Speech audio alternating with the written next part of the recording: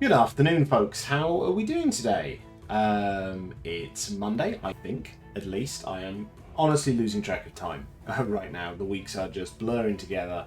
It's getting very confusing. But no, I'm pretty sure it's Monday, so I'm pretty sure I'm streaming on the correct day. So I hope you're having a good day. So I'm really itchy for some reason. That's a great start to a stream. Yeah, let's start with me having an itchy nose and an itchy head for no apparent reason. I'm going to blame the heat. Again, one of these caveats, it is not that hot in a European, Californian scale, but it's relatively warm here. It's like 19, 20 degrees here. And yeah, there's kind of a humidity as well. That's the kicker. The last week or so has been sporadically hot, but also sporadically rainy. So it is just, yeah, the humidity has been just a little bit bananas. And for those who aren't UK based, UK houses are generally designed to hold in heat. So when it does get even remotely warm or humid, it is rather unpleasant. It just is. So the window is open. I don't know why I'm pointing, you can't see it. So I'm hoping you don't hear a lot of background noise that people on my road have decided just to drive up and down it constantly when I'm streaming. But if I close the window, I might die. So I'm sorry, I made the executive decision that the window is staying up. But I hope you're well. I hope you're well. This should be a normal week in theory. So we've got stream today. We have games on Wednesday. Don't know what we're playing yet. We could continue with Paper Trail. I am tempted to continue with Paper Trail, to be honest, because we only got a little bit into it. And I really was enjoying it. So my current thinking is I continue Paper Trail. If something else leaps into my brain that I would prefer to do instead, we'll do that. But let's assume it's going to be Paper Trail. So it should be a normal week. I haven't had a gaming stream for a while. I've just been really, really busy. Between generally being a dad, the evenings have been busy of late. I have been doing a lot of bits and pieces of other work in terms of editing short thought stuff over the last couple of weeks, and actually in the last week I have recorded 3 more episodes because I realized I needed to record a few more because I'm doing some other extra work in the evenings over the next month or so, which is going to take quite a lot of my time. So I really wanted to make sure I was well ahead with short thoughts so that I didn't reach the stage where I was like, oh my god, I'm out of episodes and something needs to come out next week, therefore I need to edit it really rushed and do a bad job. So yeah, so no gaming streams for a little while. I am aware we're halfway through Story of Thor. At some point, maybe if I need to just take a break one evening, we'll finish off Story of Thor. But my hope is once when you get to the summer, I think I want to do more gaming streams. Mostly because I have a PlayStation. I finally bit the bullet. I got myself a PlayStation 5. Very much enjoying it. I'm currently playing Cyberpunk, which is a heck of a lot of fun. I won't stream it. I've talked about this before. I don't like streaming RPGs. Just because I feel it breaks my immersion with the game if I need to essentially narrate / perform for you, whereas I like getting really kind of stuck into them. So I won't be streaming that, but I will probably be streaming. I'm thinking I'm going to stream The Last of Us. I know a lot of people have done it, but having seen the series, which obviously adapts the first game, I think I can step out a little bit from that, and actually it would be nice to kind of narrate some of the stuff as we go. So I think I'll probably do that. I think I probably will stream The Last of Us when we get to that. So something to look forward to.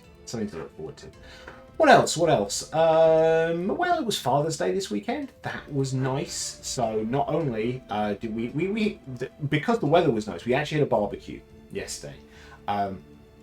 Low key, close family, because I'm pretty sure in the UK, or perhaps anywhere, if you announce you're going to do a barbecue and make it a big affair, it guarantees the weather will change. So that was nice. That was a really nice way to spend the afternoon and evening. But better still, I got a little bit of a lie-in.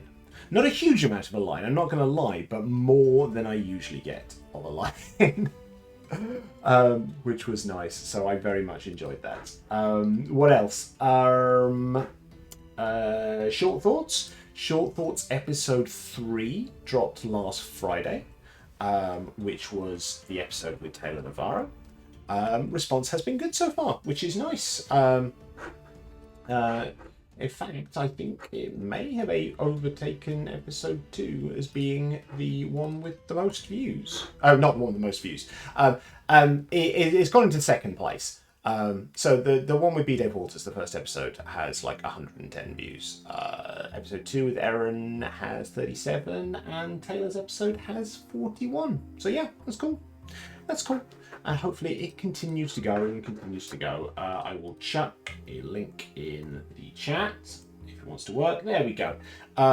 Please follow, please like, please comment, please share, please subscribe. As my teeny little YouTube channel hopefully gets bigger and gets more followers, and it means it kind of encourages me to do more of this, because Short Thoughts is taking a lot of time. I am very much enjoying it. So it's not a burden, but it would be nice to reach a slightly wider audience. It would be nice to have the possibility of, at some point, this may be getting me into monetization area. You know, the requirements are ludicrous. Essentially, to even get the first stage of eligibility for monetization of YouTube, you need 500 subscribers, and I'm on 74. You need 3 video uploads in the last 90 days, but if you're not doing that, what the hell are you doing? But you need to get your watch hours up. So you need to have like 3,000 watch hours in the last year, and I'm currently on 43. Now, obviously, that will increase with time, because I've not been on YouTube for a year. But, you know, essentially, the second you increase your audience, it's more likely those hours are going to go up. So there. So yes, please do all those things. What else? We finished thank you, giant loud truck just going past my house. We finished the current D&D mini campaign we've been playing. So I've mentioned this before. I play D&D once a fortnight with a bunch of teachers and other education folk, which is very, very cool. They're a really great bunch of people.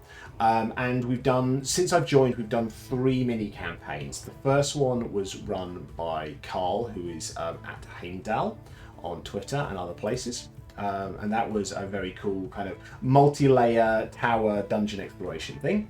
I've took the reins for the latest 2, which was Hardboiled Adventures stuff. So we ran the one shot that's at the back of the Hardboiled Adventures book, which is the Baldur's Gate set, kind of casino heist one. And we've just finished the one that is it was Patreon, now Ko-Fi exclusive one, which is an adaptation of the Angel episode, Are You Now or Have You Ever Been? Which is an awful lot of fun. It's about a paranoia demon in a hotel and a series of are they murders, are they suicides, are they something else? So that was a huge amount of fun. So we had a giant boss battle on when was it? Thursday. So that was a lot of fun. They survived. They played well as a team. So yeah, they did a really good job with that. Next, I'm handing over the reins to someone else. It looks like we're going to be doing a kind of high fantasy, slightly Arthurian, set in a fantasy version of Wales. So I'm looking forward to that. And I mean, it sounds like an amazing setting. I think it's going to be an awful lot of fun. But also, I've been DMing the last 2 runs, so it'll be nice to go back to being a player for a little bit. So that's going to be great, I think. Anything else on preamble before we get into the kind of main part of this? The Stuff of Legends is almost done. I've been chipping away at it. Because I do want to get the next big add-on for Little But Fierce out. Let's give you a little preview of this. Let's jump to the other window. So what is the state's in currently right now? And if you're a Ko-Fi subscriber, you can see not quite this draft. This draft I'll probably chuck up this week. So essentially, this is it without art. There are a couple of little bits and pieces I need to do. You'll notice there are great big grey box placeholders on here, which essentially is just my descriptions to my artist of what I'd like to have here. It gives them an idea of space and stuff like that. But it's looking pretty good. I did the intro the other day. We've got 8 kin, which will have enormously cool artwork. We've got the priest class. I need to finish some more general talents. That's the equivalent of feats. I need to write a couple more of them. So that's got a yellow placeholder, as is my way. We've got a load of spells, which should be fun. We've got a load of creatures as well. I'm tempted to add a couple more, but I might maybe raid myself in and not go bananas with this. But currently, because it's mythology based, I have Centaur Scouts, Harpy Rascals, Griffins, Kelpies, Pegasus, Draga, Wandering Yeti, Banshees, Sphinx, and Dragon Turtles. So that's a load of extra critters for you. We've got some magic items as well. So I might add 2 more just to go with a blank space, frankly. So those are Aegis, the Shield of Zeus, Freyr's Flying Sword, Gram, the Dragon Slayer that slayed Fafnir in the Volsunga Saga, the Helm of Or, Jason's Golden Fleece, Mjolnir, the Hammer of Thor, and Teleria, the Winged Sandals of Hermes. So lots of good stuff there. And a slightly updated character sheet that allows priests to have a little bit of information about their deity. So yeah, it's looking pretty good. It's big though, it's big. It's, what are we, 33, 34, 35, 36 pages, which is hefty. So it'll be the biggest expansion I've done so far. I'm really pleased with how it looks. I'm just going to do this last few bits and pieces, and then I get to hand it over to my artist, and I'm really looking forward to seeing what they do with it. And as I've said before, with each major add-on I do for Little But Fierce, I try and bring in a different artist, so that particular add-on has a unique flavour to it. So I'm really looking forward to that. Yeah. So it was one of these books where I chipped away and chipped away at it and chipped away at it, and then realised, oh wow, it's almost done. Whereas normally it's like, oh, I need to do this, I need to do that, I need to do that, and it's a harder writing process. But this just sort of accidentally happened, which is nice. So let's get on to the big stuff. Big stuff. So, unless you've been on, well, not on socials and stuff like that, the Crit Awards finalists got announced, which is cool. So for those who don't know, the Crit Awards, Creator Recognition in Tabletop RPG Awards. So essentially they are community voted for. There is essentially, you can nominate yourself or other people can nominate you. They then whittle it down to a short list of finalists. And then it's an open community vote to vote for the finalists in various areas. And the cool thing, if you don't follow me, you won't know this, but if you do, sorry, I've been banging on about this a lot. I've been nominated, which is really, really freaking cool. So, I mean, I'm not going to lie, I self-nominated myself. I have no idea whether I would have been nominated had I not done that, but there we go. You know, the whole point is you can nominate yourself. So it's not for something I wrote, because I didn't put Little But Fierce, no, Little But Fierce is over 2 years old, so I couldn't have put it in anyway. And also, I'm not going to put anything Little But Fierce in until I do the Kickstarter hardback edition. But this was for the Tabletop Creator Directory. Yes, shamelessly upset at the top. We're nominated for an award. Please vote for me. So if you don't know what this is a directory I put together as part of my website. I will, at some point, spin it off into its own domain, but that costs money, so that's not happening yet. But there is talk about it being sponsored, which would be cool, and that would maybe allow me to do that. But what it is, essentially, is a directory of creators where people can create their own profiles to essentially advertise their services or allow people to network. So what you can do on here is everyone can create a profile. You stick your name, you stick your brand, you stick your pronouns, you stick a picture of yourself, and you can stick a blurb. You stick your social links and stuff like that. But the important bit on there is that you put down your skill set. You say the things you can do. So, for example, if I search for myself, you get my profile here. It might be a bit small, you might not be able to see it. Let's make it a bit bigger then. There we go. You can see that I put down that my skills are editing, layout design, proofreading, rules design, storytelling, streaming, voice acting, writing, podcasting. There is a whole bunch of other stuff. We've got things related to art, we've got things about events management, sensitivity, consultation, that kind of jazz. So people can see what we can good at. And then if someone wants to say, well, actually, I'm really interested, I need someone to do some writing, and I do have here my rates, they can reach out to me either by the socials or by clicking the connect button that kind of pre-generates an email to say, look, I'm interested in this. Thank you, Seribot, for getting rid of some spam. I really appreciate that. You're a legend.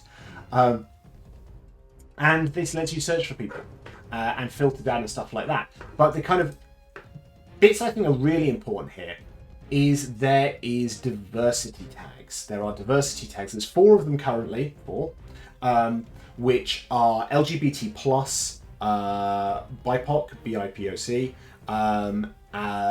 neurodiverse and disabled. I will probably expand it later on, but I'm doing it kind of... I'm trying to keep them as broad as possible while being as inclusive as possible. It's a difficult line to walk. To make it easy for people to search for, essentially. So that if you go, well, actually, I really want to bring in a member of the LGBT plus community to be a freelance writer on this project because maybe it deals with LGBT themes, you can easily search for that. You can go, right, I want to search for, you can either filter just by the tags and look at, so these will say the 39 people who've got video editing, or I can say, give me let's go for 32 BIPOC people on that. You can just give me everything. Or I can search with these requirements. I can say, give me a BIPOC LGBT plus writer. And search. And we got no one who meets those exact criteria. That's a shame. We want more than that. Well, let's go less specialised. Let's go for LGBT writers. I know we've got some of them. What? Why is it not working? What have I broken on my website? That's marvellous. Because I fail to believe that's true. Well, those were the LGBT people. Let's search for LGBT artists. This is where I am. There we go. Maybe I literally just chose a really quirky area and it didn't work, or maybe the clearing of filters didn't work. I don't know. I'll look at that at some point. But there we go. This is all the LGBT artists on there. So if you want to find someone who meets a certain set of criteria, there you go. You can do it. So that's what I've done. So I'm down for the Innovation in the TTRPG Space Award, which is cool. I'm not going to lie, it's tough competition. In fact, all the people on there are very deserving, and I'll run through the list of them in just a second. I mean, I'm not expecting to win this. I will be frank, I really don't think I'm going to win this. I mean, one, because it is a really great field full of people. It's not like, oh, it's me with my thing and some people who are, just crap. That is not it in the slightest. Every single one of the people up for this are amazing. So I really don't expect to win it. I think also one of the reasons I don't expect to win it is one of the people in that category, or groups of people, is Rascal News. So the creator-driven news network, which I think has very good public perception, or public within this industry. So whereas, if you've not been to the Tabletop RPG Creators Directory, you probably don't know what I am. But I think a lot of people will have heard of Rascal News. I'm not expecting to get this. I'm really not. But if I did, that would be freaking amazing. And, if you like what I've done, please vote for me. That would be amazing. So I will chuck the link in the chat.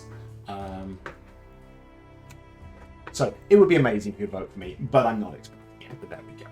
But let's have a run through of the categories, and I'll point out people I know. Now, I'm not saying that therefore these are the people who are most deserving. I'm just flagging up that projects I'm aware of here that are quite cool.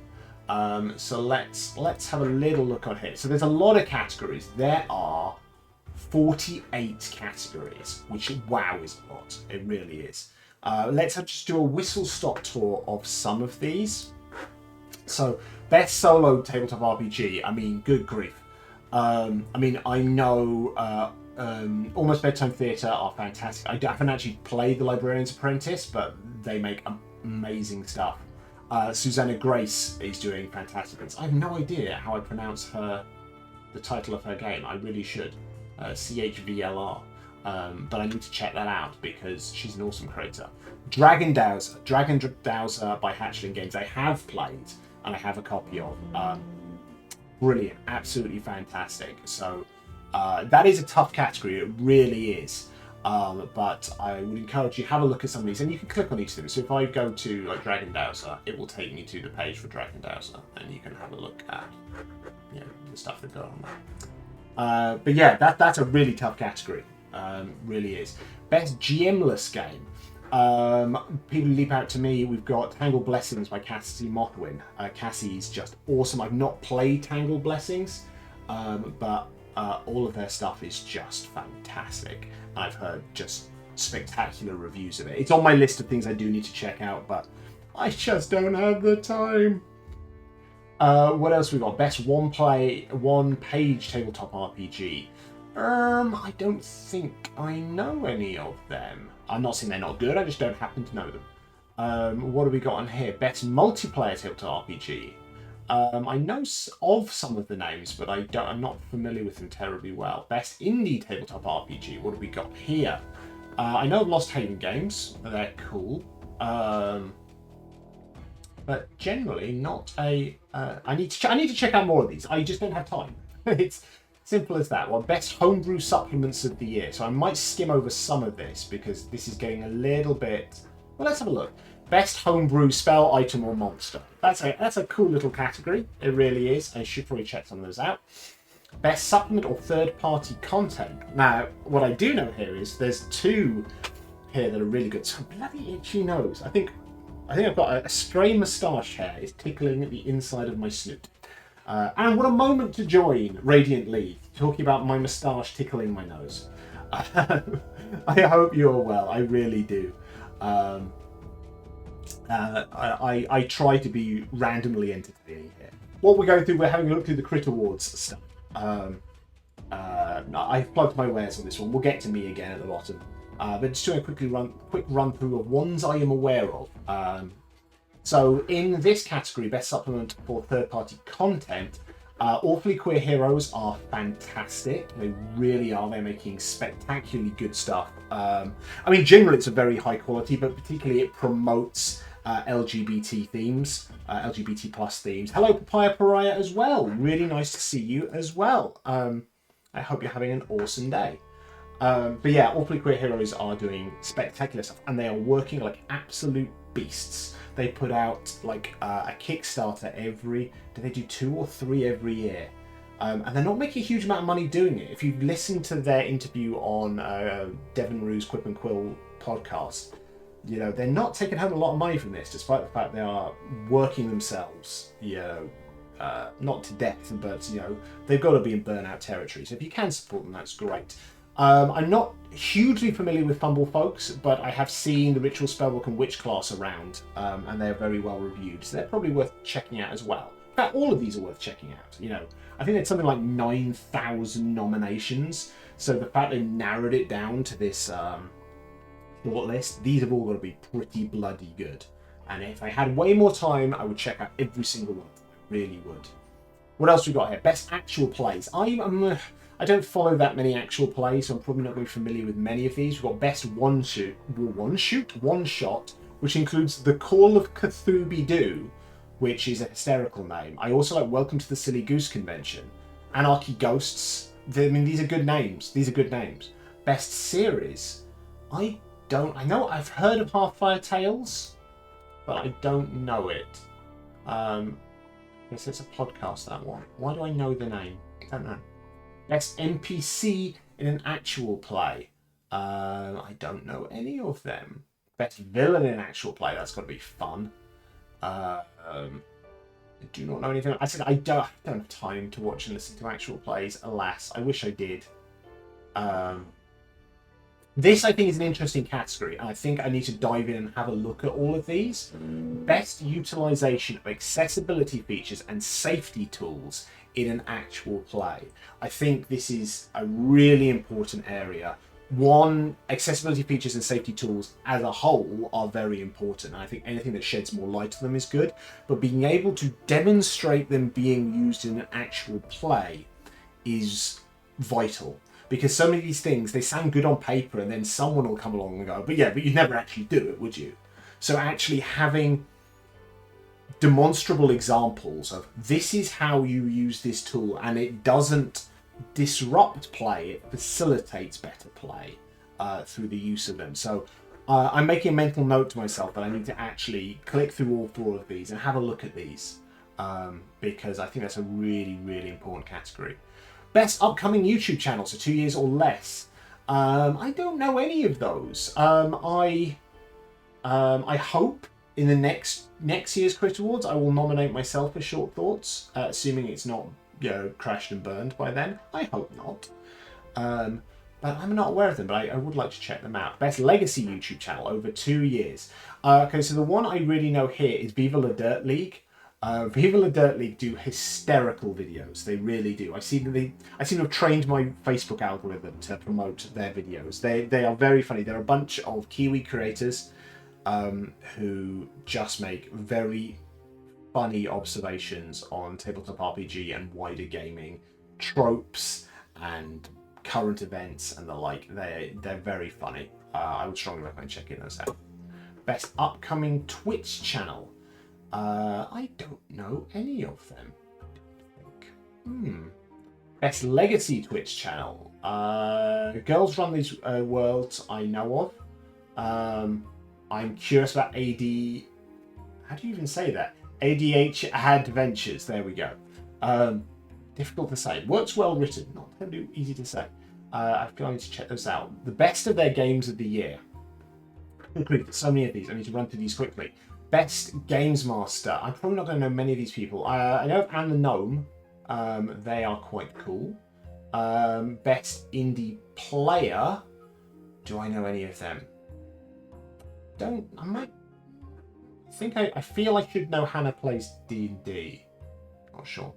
Best Games Master. Who have we got here? I know of Noir Enigma, but don't know them.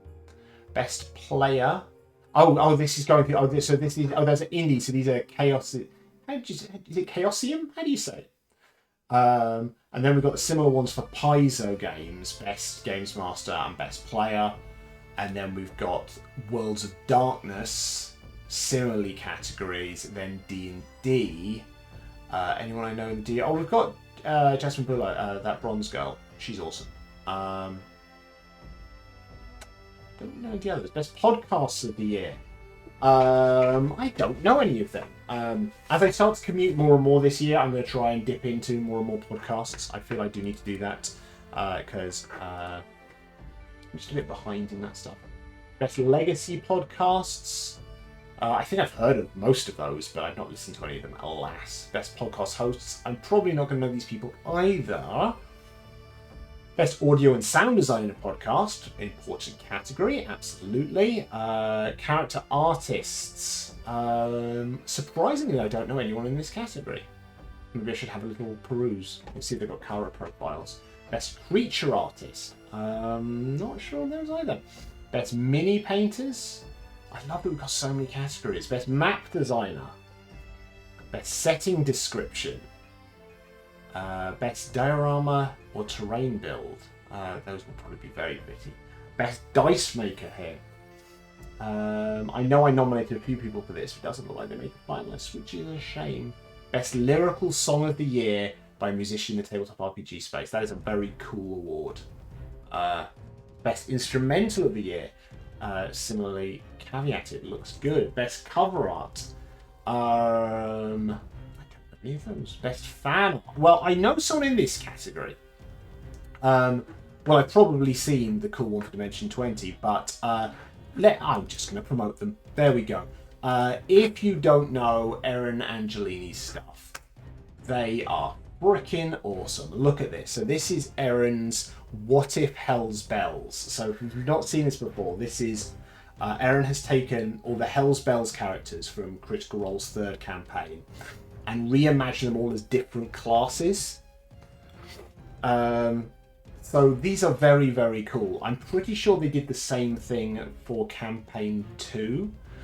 But I mean, their art is just so cool, and that is a fantastic set of pictures. They're doing such a bloody good job. So vote for Erin. Erin's cool. Best makeup and costume. Best of the. We're nearly there at the end. Best of the tabletop RPG space. Best tech producer in a tabletop RPG space. An important category because Jesus Christ, the tech side of doing any of this stuff is really difficult, especially if you're doing something else at the same time, like say doing the tech and DMing. That's bloody rough. Best overlay. My Little Pony by Chaotic Wholesome. That's very cute. Should we have a look at that? Should we have a look? Oh, I don't want to accidentally steal someone's content here. Let's have a look. Oh, that is cute. That is really, really cute. Yeah, that's very nice. We like this. Best blog or article written in the tabletop RPG space. I will always promote Tabletop RPG Kids. That's Steph Campbell. They are doing such amazing work in both writing content for kids and promoting and supporting adults in running games for kids. This particular article, using tabletop RPGs to teach science and engineering. Marvelous. They're doing such good stuff. This is me! This is my category here. Category 46, Innovation in the Tabletop RPG Space. This award is to be given to an individual or team for the innovation in the tabletop RPG space that is judged to be the best based on its creativity, accessibility, and impact. For this category, innovation is anything inventive that furthers the development of ideas, media, creativity, and accessibility in the space. Well, so we've got AJ for Winter's Tale, 48-Hour Calamity, Aurelia for their work in accessibility homebrew items, Tom Nelson for Deck of Player Safety, me for the Tabletop RPG Creators Directory. They missed the word creators off. Okay. And Rascal News for being an independent, writer-owned and led journalistic outlet for tabletop RPGs. It's a damn fine category, and I expect to lose this. I'll be honest. I expect to lose this, but honestly, I would be happy to lose it to any of them. Yeah, they're all kicking ass in a variety of different ways. But please vote for me if you can. That would be nice. Best tabletop RPG related charity, community, wellness organisation or event. Very cool. I think tabletop RPGs for Palestine and games for Gaza. I think did I put something into both of them? I think I put something into both of them. I certainly bought both of them. Outstanding Community Member Award. We've got Steph Campbell again here. Steph writes tabletop RPGs, and their goal is to help others find the resources and tools they need all in one place to make your tabletop RPGs accessible, fun, and education for your particular kid or class. Find out more about their work here. Please, please, please follow, support, and ideally vote for them. Steph is just phenomenal, and it's a constant source of inspiration and support for everything I've done with Little Book Fairs. Just a Human for tabletop RPGs for Palestine. KP does awesome photography. Let's have a look, because so many people are using again KP to do their like headshots and stuff. Really, really nice work. So we got here Drac and Katie. I don't know them, but I feel I should. So cool. Yeah, that was a whistle-stop tour of them. If you get a chance, please vote for me. That would be wonderful. And hopefully some of those cool people I've highlighted along the way, it'd be great if you could vote for them. That would be fantastic.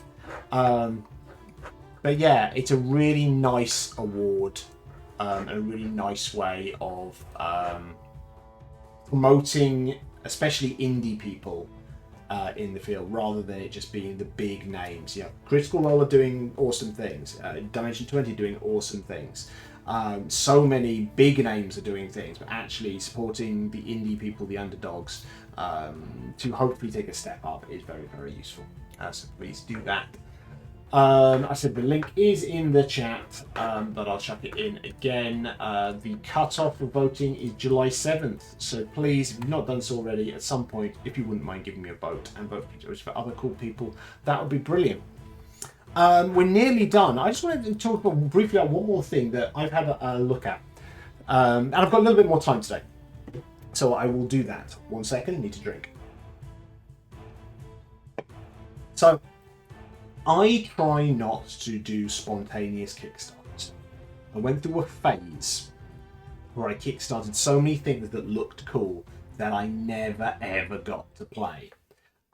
This is very true of a lot of board games. I had to have a big old colour of board games when we moved from Scotland to England. And sadly, there are a lot of Kickstarter stuff there that I never even really opened because this looks amazing. Next time I've got 5 people over, we should play this. And it's like, how often do I have 5 people over?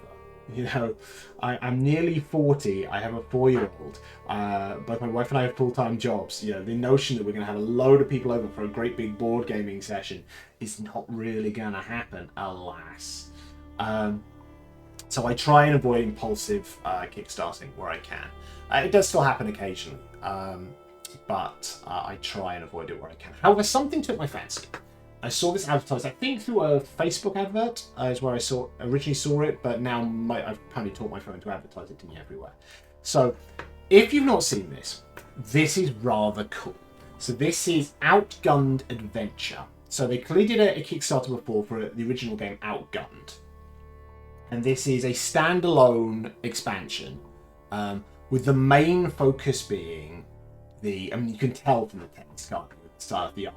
It taps into that Indiana Jones, Tomb Raider, The Mummy kind of vibe, with mechanics kind of focused around essentially the coolness of those sorts of movies. So it's very tailored towards, puzzles and, fun set pieces along a journey. And I saw this, that looks very pretty. And I naturally did the immediate check of, is any of this AI? It doesn't appear to be, which is brilliant. But I've been wanting for ages to play something that taps into that kind of the Mummy style genre, both in terms of time period, but also the feel, the vibe of those movies, and equally Tomb Raider, with a bit of Indiana Jones thrown in as well. So I've been wanting to play something like that for a long time, and I thought, this looks great. And then I backed it, and then I realised I wanted more cool stuff. So I've actually gone way bigger than I intended to. You can see my pledge on the right side. I've gone for a big bundle on this. So what do you get with it? Well, let's so many things to look at. So here we go. These are the unlocked, essentially, classes. They call them roles in this one. We've got the Daredevil, the Captain, the Professor, the Star, the Smuggler, the Technician, the Guardian, the Heart, the Scoundrel, the Hunter. Which lets you, I think, cover an awful lot of different archetypes in this. What do you get in this? So the basic thing I originally backed was this, the Explorer Bundle. This gets you a hardback copy of the book. It gets you some cool dice that I think you use in this. I think you roll it, and while you can do it with standard dice, the symbol dice are better for having matching symbols and stuff like that. Plus a load of PDFs. You get a PDF version of this. You get a PDF of what's called Action Flicks Volume 2, which is essentially a compilation of different spin-off genres that use the same rules. Assistant Director, I don't know a huge amount about that. I think that's for supporting DMs, and a one-shot or mini-campaign, which is the Fall of Atlantis. So I originally backed that, and then I thought, I would quite like a couple of little extra bits and pieces with this. There were a couple of nice little add-ons, so I bought that. And then I realised I was up to about, like €110 anyway. And I thought, well, why don't I just go for a bigger thing with this? So what I've actually booked is this, which has now got even bigger because of stretch goals, because there's a lot of physical stretch goals here. So here I get the hardback book, the hardback of Action Flicks, which is cool. I think it's now a physical copy of the Fall of Atlantis. Cards that can be used to help build characters, which would be very nice, because I would like to play this face-to-face. A DM screen and dice, plus cool extra stuff. You get coins, you get more dice, you get a cool passport thing, you get a nifty looking D6 that looks like a bullet, you get maps, you get traps. There's a lot of cool stuff. You get coasters.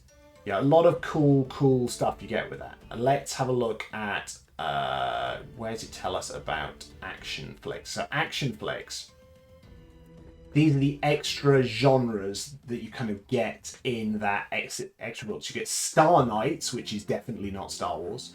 Wild West, Dark and Light, which looks to be a kind of Good Omens-y type thing. What's that called? I can't even read it. Old Ones, so that's called Cthulhu-ish. District 77.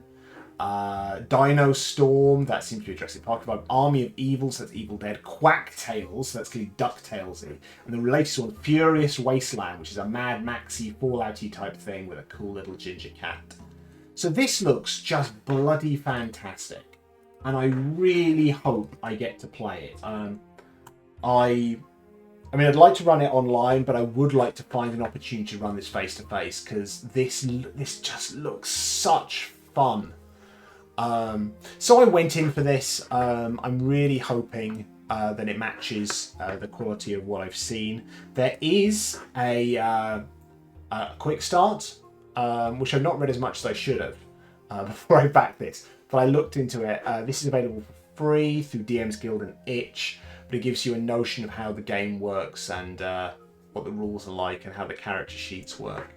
So this is very, very awesome. So and it finishes in about 3 days at the time I'm recording this. So 3 days left. They're hoping to get to 400,000, because I think there's a big old stretch goal for getting to 400,000. But I really like the look of this. What time to watch the video? Should we watch the video? Let's watch the video. The grand adventure has returned. The world out there is full of unexplored jungles, lost pyramids, and cursed temples that are just waiting for an unprepared explorer. Your next journey starts today. Collapsing floors, creaky bridges, poison darts, fire jets, and rolling boulders. You can expect all that and even more. But if I know you, a handful of deadly traps won't be enough to stop you. You have your eyes set on the treasure. Wherever this journey may lead you, you will rise to the challenge. Outgunned. Adventure awaits.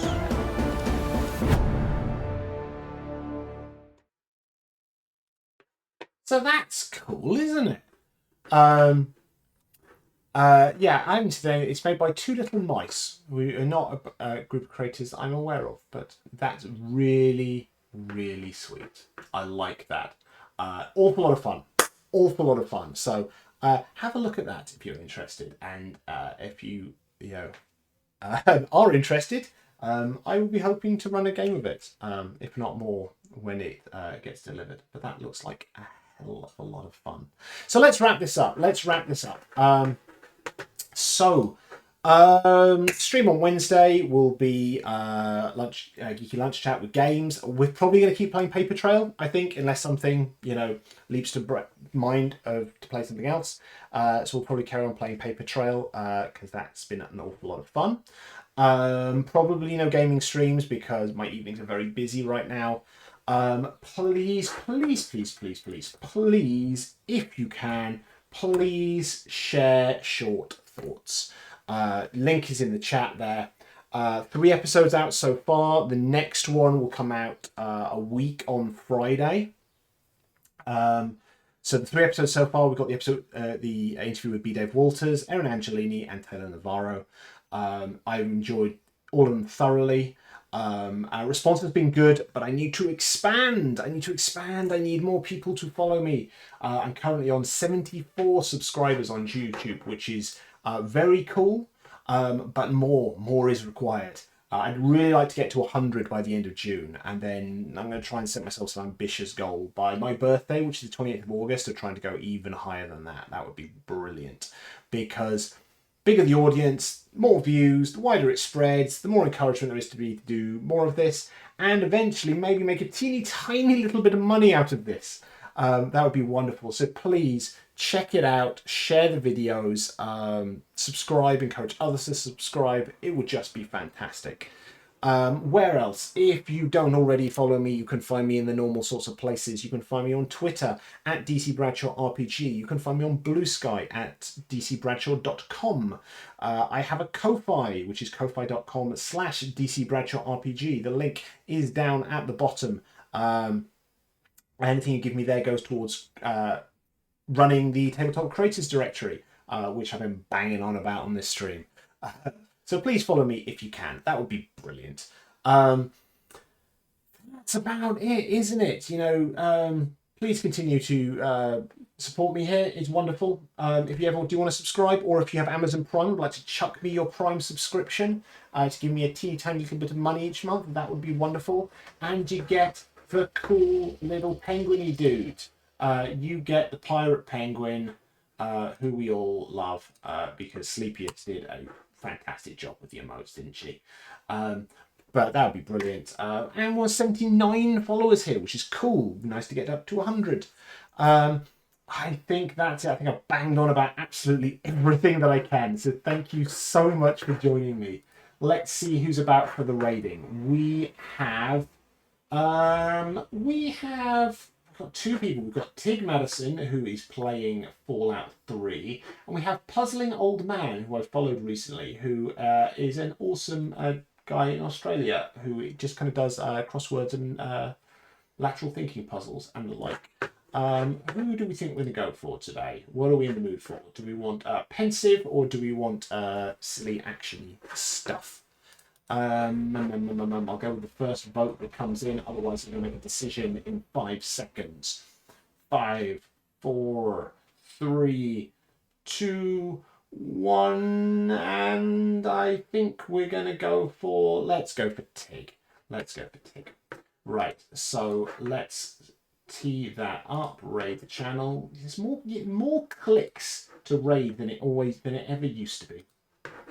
So let's do that. We're going to start a raid. That would be amazing if you could follow on and support her, because she's just fantastic. All right, I hope you have an amazing afternoon, and I will hopefully see a load of you again on Wednesday. All right, take care. Bye.